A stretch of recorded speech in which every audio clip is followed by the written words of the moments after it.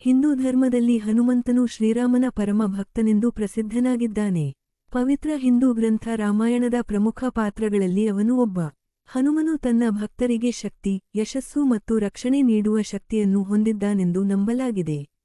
ಅನಾರೋಗ್ಯ, ಬಡತನ ಮತ್ತು ಆಧ್ಯಾತ್ಮಿಕ ಸವಾಲುಗಳು ಸೇರಿದಂತೆ ಅಡೆತಡೆಗಳನ್ನು ನಿವಾರಿಸಲು ಬಯಸುವವರಲ್ಲಿ ಅವನ ಆರಾಧನೆಯು ವಿಶೇಷವಾಗಿ ಜನಪ್ರಿಯವಾಗಿದೆ.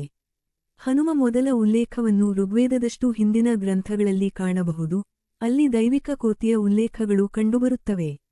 ಪುರಾಣಗಳಲ್ಲಿ ಅವನು ಹೆಚ್ಚು ವಿಶಾಲವಾದ ಅಭಿವ್ಯಕ್ತಿಯನ್ನು ಕಂಡುಕೊಳ್ಳುತ್ತಾನೆ. ಶಿವಪುರಾಣವು ಹನುಮನನ್ನು ಶಿವನ ಅವತಾರವೆಂದು ಉಲ್ಲೇಖಿಸುತ್ತದೆ. ವಿಷ್ಣು ರಾವಣನನ್ನು ಸೋಲಿಸಲು ಮನುಷ್ಯನಾಗಿ ಜನಿಸಲು ಒಪ್ಪಿಕೊಂಡಾಗ ಬ್ರಹ್ಮದೇವರು ತನಗೆ ಸಹಾಯ ಬೇಕು ಎಂದು ಭಾವಿಸಿದನು. ಆದ್ದರಿಂದ ಅವನು ಶಿವನನ್ನು ಸಹ ಅವತಾರ ತೆಗೆದುಕೊಳ್ಳುವಂತೆ ಕೇಳಿದನು. ಶಿವನು ಹನುಮನಾಗಿ ಜನಿಸಲು ನಿರ್ಧರಿಸಿದನು. ಹನುಮ ತಾಯಿ ಅಂಜನಾ ಪುಂಜಿಕಸ್ಥಳ ಎಂಬ ಅಪ್ಸರೆ, ಅವರು ಋಷಿಯ ಶಾಪದಿಂದಾಗಿ ಭೂಮಿಯ ಮೇಲೆ ವಾನರ ರಾಜಕುಮಾರಿಯಾಗಿ ಜನಿಸಿದರು. ಅಂಜನಾ ವಾನರ ಮುಖ್ಯಸ್ಥ ಕೇಸರಿ ಮತ್ತು ಬೃಹಸ್ಪತಿಯ ಮಗನನ್ನು ವಿವಾಹವಾದರು.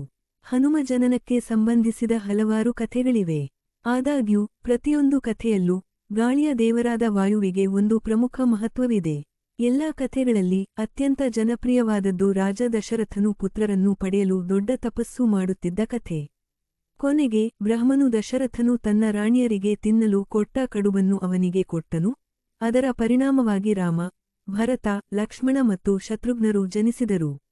ಮತ್ತೊಂದೆಡೆ ಅಂಜನ ಮತ್ತು ಕೇಸರಿ ವಾಯುವಿಗೆ ತನ್ನನ್ನು ತಮ್ಮ ಮಗುವಾಗಿ ಪಡೆಯಲು ತೀವ್ರವಾದ ಪ್ರಾರ್ಥನೆ ಮಾಡಿದರು. ಅವರ ಭಕ್ತಿಗೆ ಮೆಚ್ಚಿದ ವಾಯು ಅವರಿಗೆ ಅವರು ಬಯಸಿದ ವರವನ್ನು ನೀಡಿದನು. ದಂತಕಥೆಯ ಪ್ರಕಾರ ಗಾಳಿಯು ಸ್ವಲ್ಪ ಕಡುಬನ್ನು ತೆಗೆದುಕೊಂಡು ಹೋಗಿ ಅಂಜನನ ಕೈಗೆ ಬೀಳಿಸಿತು. ಅದನ್ನು ತಿಂದು ಅವಳು ಕೂಡ ಹನುಮಂತನಿಗೆ ಜನ್ಮ ನೀಡಿದಳು. ಹೀಗಾಗಿ ಹನುಮನನ್ನು ಹೆಚ್ಚಾಗಿ ಅಂಜನಿಪುತ್ರ ಅಥವಾ ಅಂಜನೀಯ ಎಂದು ಕರೆಯಲಾಗುತ್ತದೆ, ಅಂದರೆ ಅಂಜನನ ಮಗ, ಅಥವಾ ಕೆಲವೊಮ್ಮೆ ವಾಯುಪುತ್ರ ಎಂದು ಕರೆಯಲಾಗುತ್ತದೆ, ಅಂದರೆ ವಾಯುವಿನ ಮಗ. ಬಾಲ್ಯದಲ್ಲಿ ಹನುಮಂತನು ತುಂಬಾ ಚೇಷ್ಟೆಗಾರನಾಗಿದ್ದನು. ಒಂದು ದಿನ ಬೆಳಿಗ್ಗೆ ಅವನು ಚಿಕ್ಕ ಮಗುವಾಗಿದ್ದಾಗ ಹನುಮಂತನಿಗೆ ಎಚ್ಚರವಾಯಿತು ಮತ್ತು ತುಂಬಾ ಹಸಿವಾಯಿತು. ಉದಯಿಸುತ್ತಿರುವ ಸೂರ್ಯನನ್ನು ನೋಡಿದಾಗ ಅದು ಒಂದು ದೊಡ್ಡ ಹಣ್ಣೆಂದು ಭಾವಿಸಿ ಅದನ್ನು ಹಿಡಿದು ತಿನ್ನಲು ಮೇಲಕ್ಕೆ ಹಾರಿದನು. ಹನುಮಂತನು ಮಾಡಿದ ತಪ್ಪಿಗೆ ಶಿಕ್ಷೆ ವಿಧಿಸಲು ಮತ್ತು ಆಕಾಶದಿಂದ ಸೂರ್ಯನನ್ನು ಕಸಿದುಕೊಳ್ಳುವುದನ್ನು ತಡೆಯಲು ದೇವತೆಗಳ ರಾಜ ಇಂದ್ರನು ಮಧ್ಯಪ್ರವೇಶಿಸಿ ತನ್ನ ಸಿಡಿಲಿನಿಂದ ಹನುಮಂತನನ್ನು ಹೊಡೆದನು. ಅದು ಹನುಮಗಲ್ಲದ ಮೇಲೆ ಬಿದ್ದು ಅವನು ಭೂಮಿಗೆ ಬಿದ್ದನು. ವಾಸ್ತವವಾಗಿ ಇಲ್ಲಿಯೇ ಹನುಮನಿಗೆ ಅವನ ಹೆಸರು ಬಂದಿದೆ. ಹನುಮಾನೆಂಬ ಪದವು ಮೂಲತಃ ವಿರೂಪಗೊಂಡ ದವಡೆ ಎಂದರ್ಥ. ಅವನ ತಂದೆ ವಾಯುದೇವರು ತುಂಬಾ ಅಸಮಾಧಾನಗೊಂಡು ಭೂಮಿಯಿಂದ ಎಲ್ಲಾ ಗಾಳಿಯನ್ನು ತೆಗೆದುಹಾಕಲು ನಿರ್ಧರಿಸಿದನು. ಇದು ಎಲ್ಲಾ ಜೀವಿಗಳಿಗೆ ದೊಡ್ಡ ಅಪಾಯವನ್ನುಂಟುಮಾಡಿತು. ಇದು ಅತ್ಯಂತ ಶಕ್ತಿಶಾಲಿ ದೇವರುಗಳಲ್ಲಿ ಒಬ್ಬನಾದ ಶಿವನನ್ನು ಹನುಮಂತನನ್ನು ಮತ್ತೆ ತನ್ನ ಪ್ರಜ್ಞೆಗೆ ತರಲು ಕಾರಣವಾಯಿತು. ಇಂದ್ರನ ಸಿಡಿಲಿನ ಹೊಡೆತವು ಹನುಮಂತನನ್ನು ಆಶೀರ್ವದಿಸಿತು. ಅವನು ಇಂದ್ರನಷ್ಟೇ ಬಲಶಾಲಿಯಾದನು. ಇತರ ಅನೇಕ ದೇವರುಗಳು ಹನುಮಂತನಿಗೆ ಶಕ್ತಿ ಮತ್ತು ರಕ್ಷಣೆಯನ್ನು ನೀಡಿದರು. ಬ್ರಹ್ಮ ಅವನಿಗೆ ದೊಡ್ಡದಾಗಿ ಬೆಳೆಯುವ ಅಥವಾ ಗಾತ್ರದಲ್ಲಿ ಚಿಕ್ಕದಾಗುವ ಸಾಮರ್ಥ್ಯವನ್ನು ನೀಡಿದನು. ಅಗ್ನಿದೇವನು ಅವನಿಗೆ ಒಂದು ಮೂಳೆಯನ್ನು ಕೊಟ್ಟನು, ಅದು ಬೆಂಕಿಯು ಹನುಮಂತನಿಗೆ ಹಾನಿ ಮಾಡಲಾರದು. ವರುಣ ದೇವರು ಅವನಿಗೆ ನೀರು ಅವನಿಗೆ ಹಾನಿ ಮಾಡಲಾರದು ಎಂಬ ವರವನ್ನು ಕೊಟ್ಟನು. ಮತ್ತು ಅವನ ತಂದೆ ವಾಯು ಹನುಮಂತನು ಗಾಳಿಯಂತೆ ವೇಗವಾಗಿರಲು ಆಶೀರ್ವದಿಸಿದನು. ಆದರೆ ಹನುಮಂತನು ಇನ್ನೂ ಚಿಕ್ಕವನಾಗಿದ್ದನು ಮತ್ತು ಮೂರ್ಖನಾಗಿದ್ದನು ಮತ್ತು ತನ್ನ ವಿಶೇಷ ಶಕ್ತಿಯನ್ನು ಮುಗ್ಧ ಜನರ ಮೇಲೆ ತಮಾಷೆಯಂತೆ ಬಳಸಲು ಪ್ರಾರಂಭಿಸಿದನು. ಒಂದು ದಿನ ಅವನು ವರ್ಷಗಟ್ಟಲೆ ಧ್ಯಾನ ಮಾಡಿ ದೇವರುಗಳಿಗೆ ಪ್ರಾರ್ಥನೆ ಸಲ್ಲಿಸುವಲ್ಲಿ ಗಮನಹರಿಸಿದ್ದ ವೃದ್ಧನನ್ನು ತಮಾಷೆ ಮಾಡಿದನು. ಈ ಯುವ ವಾನರನಿಂದ ತಮಾಷೆ ಮಾಡಲ್ಪಟ್ಟ ಮತ್ತು ಅವನ ಧ್ಯಾನಕ್ಕೆ ತೊಂದರೆಯಾದ ಕಾರಣ ವೃದ್ಧನು ಹನುಮಂತನಿಗೆ ಶಾಪವನ್ನು ಕೊಟ್ಟನು. ಅವನು ತನ್ನ ಎಲ್ಲಾ ಶಕ್ತಿಗಳನ್ನು ಮರೆತುಬಿಡುವಂತೆ ಮಾಡಿದನು.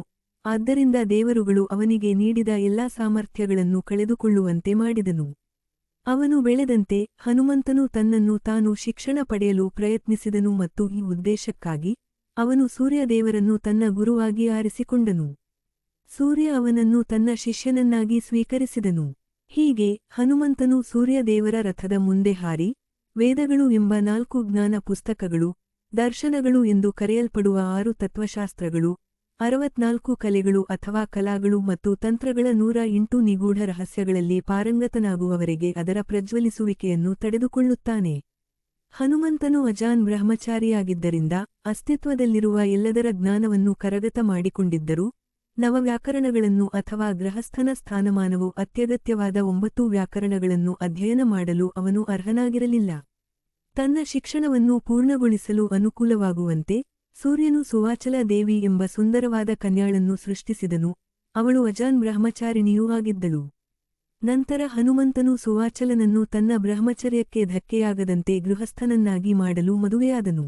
ಹನುಮಂತನು ಕಲಿಯಲು ಹೊರಟಿದ್ದ ಎಲ್ಲದರಲ್ಲೂ ನಿಪುಣನಾದ ನಂತರ ಈಗ ಹನುಮನು ತನ್ನ ಶಿಕ್ಷಣಕ್ಕೆ, ಗುರುದಕ್ಷಿಣೆಗೆ ಹಣ ನೀಡುವ ಸಮಯ ಬಂದಿದೆ.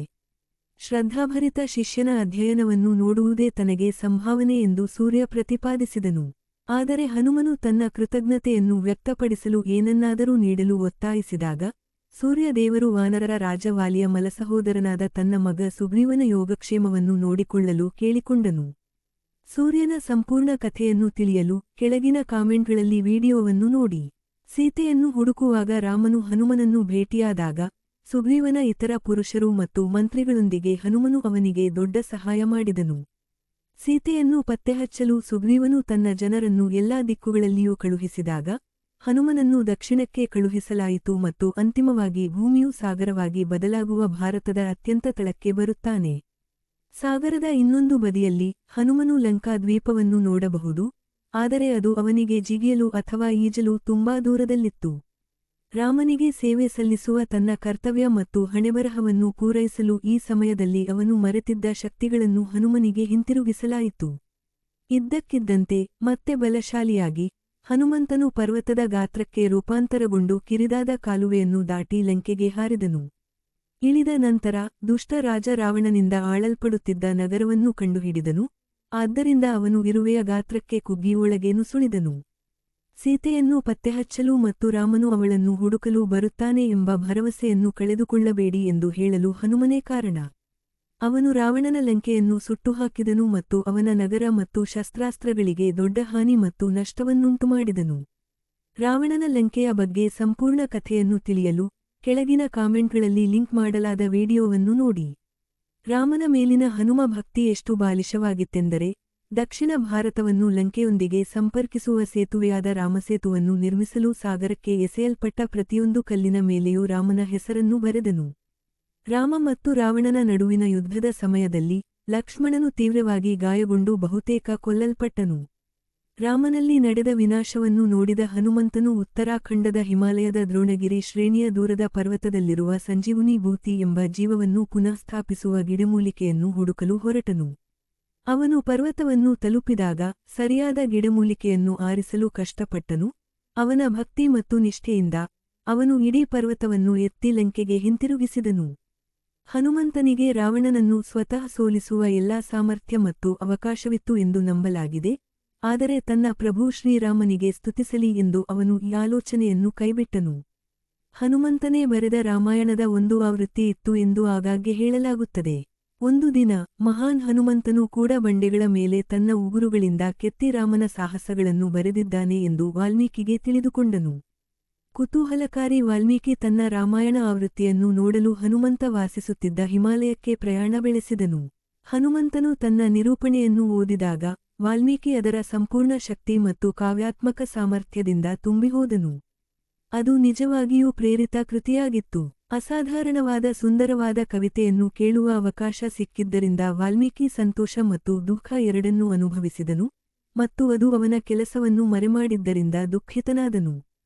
ಹನುಮಂತನು ವಾಲ್ಮೀಕಿಗೆ ತನ್ನ ಕೆಲಸವು ಉಂಟುಮಾಡಿದ ಅತೃಪ್ತಿಯನ್ನು ನೋಡಿದಾಗ ಕೆತ್ತಿದ ಬಂಡೆಗಳನ್ನು ಒಡೆದು ಅವನ ಸೃಷ್ಟಿಯನ್ನು ಶಾಶ್ವತವಾಗಿ ನಾಶಮಾಡಿದನು. ಹನುಮ ನಿಸ್ವಾರ್ಥತೆ ಹಾಗೆಯೇ ಇತ್ತು. ಅವನಿಗೆ ರಾಮನ ಸಾಹಸಗಳ ಕಥೆಗಳನ್ನು ಹೇಳುವುದು ರಾಮನನ್ನು ಮತ್ತೊಮ್ಮೆ ಅನುಭವಿಸುವ ಒಂದು ಮಾರ್ಗವಾಗಿ ಒಬ್ಬ ಮಹಾನ್ ಕವಿ ಅಥವಾ ಬರಹಗಾರ ಎಂಬ ಖ್ಯಾತಿಗಿಂತ ಹೆಚ್ಚು ಮುಖ್ಯವಾಗಿತ್ತು. ಹನುಮನನ್ನು ಹೆಚ್ಚಾಗಿ ಕೆಂಪು ಬಣ್ಣದಲ್ಲಿ ಚಿತ್ರಿಸಲಾಗುತ್ತದೆ ಮತ್ತು ಈ ಚಿತ್ರಣದ ಹಿಂದೆ ಒಂದು ಕಥೆಯೂ ಇರುತ್ತದೆ. ಪ್ರತಿದಿನ ಬೆಳಿಗ್ಗೆ ಹನುಮಂತನು ಅಯೋಧ್ಯೆಯಲ್ಲಿ ಸೀತೆ ತನ್ನ ಕೂದಲನ್ನು ಅಗಲಿಸಿ ಸಿಂಧೂರವನ್ನು ಹಾಕಿಕೊಳ್ಳುವುದನ್ನು ಗಮನಿಸುತ್ತಿದ್ದನು. ಇದು ವಿವಾಹಿತ ಮಹಿಳೆಯರು ಯಾವಾಗಲೂ ಮಾಡುವ ಆಚರಣೆಯಾಗಿದೆ. ಸ್ವಾಭಾವಿಕವಾಗಿ ಕುತೂಹಲಕಾರಿ ಮನಸ್ಸಿನವನಾಗಿದ್ದ ಅವನು ಈ ದೈನಂದಿನ ಆಚರಣೆಯ ಹಿಂದಿನ ಕಾರಣವೇನೆಂದು ಅವಳನ್ನು ಕೇಳಿದನು. ಇದು ನನ್ನ ಗಂಡನ ಯೋಗಕ್ಷೇಮಕ್ಕಾಗಿ ಎಂದು ಸೀತಾ ಉತ್ತರಿಸಿದಳು. ತನ್ನ ಆಯ್ಕೆಯ ಭಗವಂತನ ವಿನಮ್ರ ಹಿತೈಷಿ ಹನುಮಂತನು ಆಶ್ಚರ್ಯಪಟ್ಟನು. ಸೀತೆಯಂತಹ ಸದ್ಗುಣಶೀಲ ಮಹಿಳೆ ಭಗವಾನ್ ರಾಮನ ಒಳಿತಿಗಾಗಿ ಈ ರೀತಿ ಸಿಂಧೂರವನ್ನು ಹಚ್ಚಬೇಕಾದರೆ ನಾನು ಕೇವಲ ಕೋತಿ ಇನ್ನೂ ಹೆಚ್ಚಿನದನ್ನು ಮಾಡಬೇಕಾಗಿದೆ. ಹೀಗೆ ಯೋಚಿಸುತ್ತಾ ಅವನು ಪೇಸ್ಟ್ ತುಂಬಿದ ಬಟ್ಟಲನ್ನು ತೆಗೆದುಕೊಂಡು ತನ್ನ ಇಡೀ ದೇಹಕ್ಕೆ ಸಿಂಧೂರವನ್ನು ಹಚ್ಚಿಕೊಂಡನು. ಹೇಳಬೇಕಾಗಿಲ್ಲ, ರಾಮ ಮತ್ತು ಸೀತೆ ಇಬ್ಬರೂ ಹನುಮ ಹೃದಯದ ಶುದ್ಧತೆಯಿಂದ ಪ್ರಭಾವಿತರಾದರು. ಅಂದಿನಿಂದ ಹನುಮ ವಿಗ್ರಹಗಳು ಶ್ರೀಮಂತ ಸಿಂಧೂರ ಕೆಂಪು ಬಣ್ಣದಲ್ಲಿವೆ. ಒಮ್ಮೆ ಸೀತೆ ಹನುಮಂತನಿಗೆ ಮುತ್ತಿನ ಹಾರವನ್ನು ಕೊಟ್ಟಳು. ಸ್ವಲ್ಪ ಸಮಯದ ನಂತರ ಅಯೋಧ್ಯೆಯ ನಿವಾಸಿಗಳು ಅವನು ಹಾರವನ್ನು ಮುರಿದು ಪ್ರತಿ ಮುತ್ತನ್ನು ಸೂಕ್ಷ್ಮವಾಗಿ ಪರಿಶೀಲಿಸುತ್ತಿರುವುದನ್ನು ಗಮನಿಸಿದರು. ಕುತೂಹಲದಿಂದ ಅವರು ಅವನ ಕಾರಣವನ್ನು ಕೇಳಿದರು. ನಾನು ರಾಮ ಮತ್ತು ಸೀತೆಯನ್ನು ಹುಡುಕುತ್ತಿದ್ದೇನೆ ಎಂದು ಹನುಮಂತ ಉತ್ತರಿಸಿದ. ಅವನ ಮುಗ್ಧ ಪ್ರತಿಕ್ರಿಯೆಯನ್ನು ನೋಡಿ ನಗುತ್ತಾ, ಪ್ರೇಕ್ಷಕರು ರಾಜ ದಂಪತಿಗಳು ಆ ಸಮಯದಲ್ಲಿ ಸಾಮ್ರಾಜ್ಯಶಾಹಿ ಸಿಂಹಾಸನದ ಮೇಲೆ ಕುಳಿತಿದ್ದಾರೆ ಎಂದು ಅವನಿಗೆ ತೋರಿಸಿದರು. ಆದರೆ ರಾಮ ಮತ್ತು ಸೀತೆ ಎಲ್ಲೆಡೆ ಇದ್ದಾರೆ. ನಿಜವಾದ ಭಗತ ಹನುಮನ್ ಬಗ್ಗೆ ಗಟ್ಟಿಯಾಗಿ ಆಶ್ಚರ್ಯಪಡುತ್ತಾರೆ. ಅವನ ಭಕ್ತಿಯ ಆಳವನ್ನು ಅರ್ಥಮಾಡಿಕೊಳ್ಳದೆ ಅವರು ಅವನನ್ನು ಮತ್ತಷ್ಟು ಕೀಟಲೆ ಮಾಡಿದರು. ಹಾಗಾದರೆ ರಾಮ ಮತ್ತು ಸೀತೆ ನಿಮ್ಮ ಹೃದಯದಲ್ಲಿ ವಾಸಿಸುತ್ತಿದ್ದರೆ ನೀವು ಅವರನ್ನು ನಮಗೆ ತೋರಿಸಬಹುದೇ? ಹಿಂಜರಿಕೆಯಿಲ್ಲದೆ ಹನುಮಂತ ಎದ್ದು ನಿಂತು ತನ್ನ ಚೂಪಾದ ಉಗುರುಗಳಿಂದ ತನ್ನ ಎದೆಯನ್ನು ಹರಿದು ಹಾಕಿದನು. ಅಲ್ಲಿ ಅವನ ಮಿಡಿಯುವ ಹೃದಯದಲ್ಲಿ ಆಶ್ಚರ್ಯಚಕಿತರಾದ ಪ್ರೇಕ್ಷಕರು ರಾಮ ಮತ್ತು ಸೀತೆಯ ಪ್ರತಿಷ್ಠಾಪಿಸಲಾದ ಚಿತ್ರವನ್ನು ಕಂಡು ಆಶ್ಚರ್ಯಚಕಿತರಾದರು. ಹನುಮ ಭಕ್ತಿಯನ್ನು ಯಾರೂ ಮತ್ತೆಂದೂ ಅಪಹಾಸ್ಯ ಮಾಡಿಲ್ಲ. ಹನುಮನನ್ನು ಪಂಚಮುಖಿ ಎಂದು ಕರೆಯುತ್ತಾರೆ, ಅಂದರೆ 5 ತಲೆಗಳನ್ನು ಹೊಂದಿರುವವನು. ಪ್ರತಿಯೊಂದು ತಲೆಯೂ ಒಂದು ನಿರ್ದಿಷ್ಟ ಲಕ್ಷಣವನ್ನು ಸೂಚಿಸುತ್ತದೆ.